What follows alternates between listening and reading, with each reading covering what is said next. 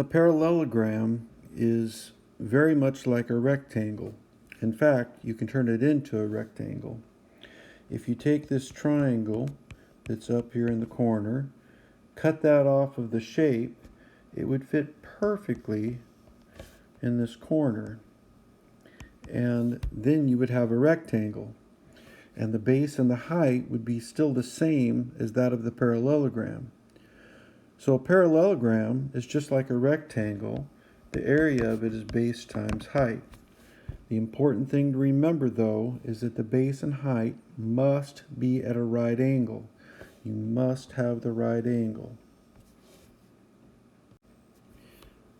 In this picture, you have the base and the height.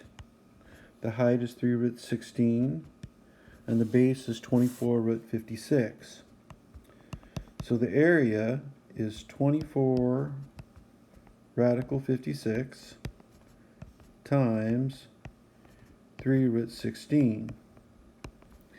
Now, these pieces can be simplified before you even multiply. We know that 3 root 16 we can simplify. The square root of 16 is 4, and 3 times 4 is 12, so that'll be 12.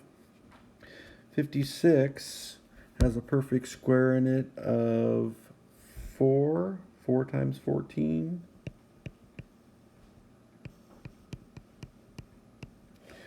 So the square root of 4 is 2. We'll take that 2 out front and multiply.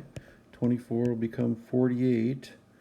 48 root 14 times 12. And 48 times 12 is 576. So our final answer is 576 root 14.